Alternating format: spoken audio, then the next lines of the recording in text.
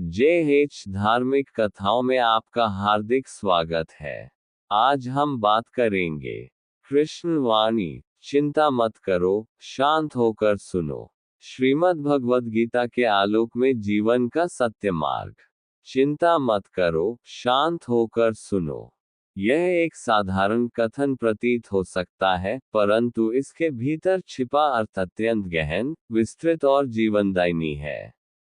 ये वाक्य न केवल श्री कृष्ण के दिव्य उपदेशों की आत्मा है, बल्कि जीवन के प्रत्येक क्षेत्र में हमें दिशा देने वाला प्रकाश स्तंभ भी है। महाभारत के युद्ध क्षेत्र में जब अर्जुन मोह, शोक और भ्रम में डूब गए थे, तब श्री कृष्ण ने यही संदेश दिया, मा शुचः, अर्थात चिंता मत करो, और तम में शृणु, अर्थात मेरी बात ध्यान से सुनो। यही वाणी गीता के माध्यम से युगों युगों तक मानवता को संबल देती रही है। आज भी जब जीवन संकट में हो, मन व्याकुल हो, तब यही वाणी हमारे भीतर शांति और शक्ति का संचार करती है। चिंता का मनोवैज्ञानिक और आध्यात्मिक स्वरूप। चिंता केवल एक मानसिक प्रक्रिया नहीं है, यह आत्मा की आंतरिक असंतुलन की अभिव्यक्ति है।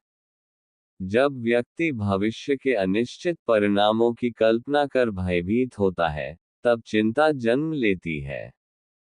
मनुष्य की यह प्रवृत्ति अज्ञात से भय, परिणाम को नियंत्रित करने की इच्छा और असमर्थता की पीड़ा, यही चिंता का मूल है। आध्यात्मिक दृष्टि से चिंता अहम का रूप है। जब मैं सब कुछ नियंत्रित करना चाहता हूं, तो ईश्वर की योजना में विश्वास डगमगाने लगता है। गीता में श्री कृष्ण स्पष्ट कहते हैं, कर्मण्येवाधिकारस्ते मा फलेषु कदाचन। तुम्हारा अधिकार केवल कर्म करने में है, फल की चिंता मत करो। चिंता इसलिए जन्म लेती है क्योंकि हम फल पर अधिकार चाहते हैं। परंतु जैसे ही हम ये स्वीकार कर लेते हैं कि कर्म हमारा धर्म है और फल ईश्वर की मर्जी, तब चिंता का बोझ हल्का हो जाता है। श्रीमद् भगवद गीता में चिंता पर श्री कृष्ण के उपदेश।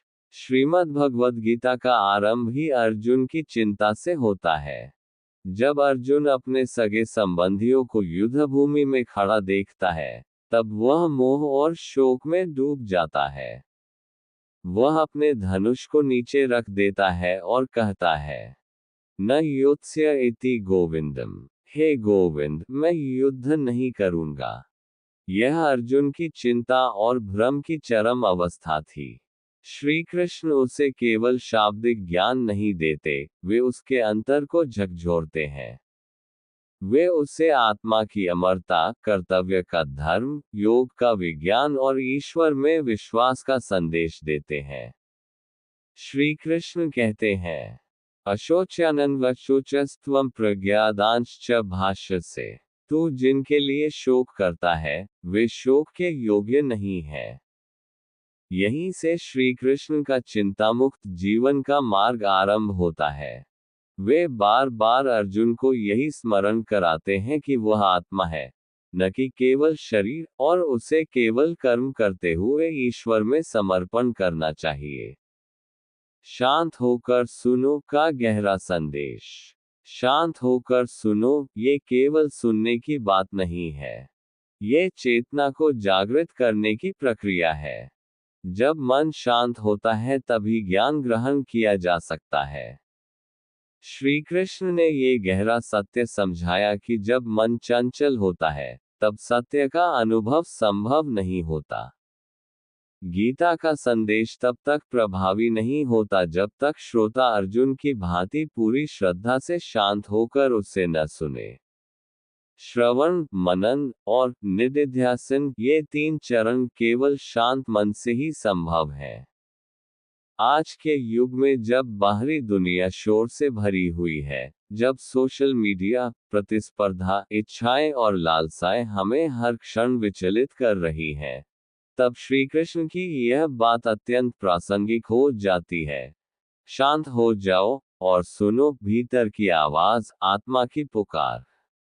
श्री कृष्ण के अनमोल वचन जो चिंता को दूर करते हैं। श्रीमद् भगवद गीता में ऐसे कई श्लोक हैं जो चिंता से मुक्ति का मार्ग दिखाते हैं। योगस्थ कुरु कर्माणि, योग में स्थित होकर कर्म करो। चिंता त्याग दो, मन को समत्व में स्थिर करो। माते संगोस्त्व कर्मणि, न ही कर्म फल में आसक्ति रखो, न ही कर्म त्याग में। नैन छिंदन्ति शस्त्राणि, आत्मा को कोई मार नहीं सकता, न जल गला सकता है, न अग्नि जला सकती है। यह आत्मा की अमरता का बोध है, जिससे मृत्यु का भय और चिंता समाप्त होती है। सर्वधर्मान परित्यज्य मामेकं शरणं व्रज, समस्त धर्मों संशयों का परित्याग कर केवल मेरी शरण में आ जाओ। यह अंतिम और परम वाक्य है समर्पण। जहाँ समर्पण है, वहाँ चिंता नहीं रह सकती। जीवन के विभिन्न संघर्षों में श्री कृष्ण की वाणी का महत्व। व्यक्तिगत जीवन में, जब हम अपने करियर, संबंध, स्वास्थ्य या भविष्य को लेकर भयभीत होते हैं, तब श्री कृष्ण की वाणी हमें ये याद दिलाती है, कर्म करो, फल की चिंता मत करो। इससे मानसिक तनाव कम होता है और संतुलन बना रहता है। पारिवारिक और सामाजिक जीवन में, रिश्तों में अपेक्षाएं, मतभेद और संघर्ष स्वाभाविक है। श्री कृष्ण की वाणी समत्वम योग उच्यते सिखाती है, सभी में एक भाव रखो, सबके प्रति समान दृष्टि रखो। कार्यस्थल और निर्णयों के समय, आज का युग निर्णयों का युग है। हम हर दिन सैकड़ों विकल्पों के बीच होते हैं। श्री कृष्ण सिखाते हैं कि धर्म्याद्धि युधाश्रयोन्यत क्षत्रियस्य न विद्यते, अपने धर्म के अनुसार कार्य करना ही श्रेष्ठ है। कृष्ण वाणी और आज का मानव। आज का मानव तकनीक से घिरा है, परंतु भीतर से खाली। चिंता, तनाव, अवसाद जैसे मानसिक रोग बढ़ रहे हैं। श्री कृष्ण की वाणी इस शून्यता को भर सकती है। श्रीमद् भगवद गीता न केवल धार्मिक ग्रंथ है, यह मनोविज्ञान, नेतृत्व, संतुलन और शांति का मार्गदर्शन है। इसकी शिक्षाएं आधुनिक जीवन के हर क्षेत्र में उपयोगी हैं। प्रबंधन में समय और ऊर्जा का सदुपयोग, संबंधों में अहंकार को त्याग कर समर्पण, आर्थिक क्षेत्र में लालच नहीं, संतुलन और सादगी, शांति की ओर पहला कदम विश्वास। चिंता तभी समाप्त होती है जब मन में विश्वास होता है, स्वयं पर, अपने कर्म पर और ईश्वर पर। श्री कृष्ण यही कहते हैं, अनन्याश्चिन्तयन्तो मां ये जनाः पर्युपास्ते। जो मुझे निरंतर स्मरण करते हैं, मैं उनका योग और क्षेम करता हूँ। ये वचन उस मनुष्य के लिए है जो हर दिन जीवन की समस्याओं से जूझ रहा है। ईश्वर पर भरोसा ही सबसे बड़ी औषधि है चिंता के लिए। कृष्ण वाणी का सार निष्काम कर्म और आत्मसमर्पण। निष्काम कर्म क्या है? वह कर्म जिसमें न अहंकार हो, न फल की इच्छा, केवल कर्तव्य बोध और सेवा की भावना हो। श्री कृष्ण यही कहते हैं, युक्तः कर्मफलं त्यक्त्वा शान्तिमाप्नोति नैष्ठिकीम्। जो फल की आसक्ति त्याग देता है, वह परम शांति प्राप्त करता है। समर्पण से मिलती है शांति। जब हम स्वयं को प्रभु को समर्पित कर देते हैं, तब चिंता अपने आप विलीन हो जाती है। समर्पण का अर्थ है, जो हो रहा है, वह तेरी मर्जी से हो रहा है, मैं केवल माध्यम हूँ।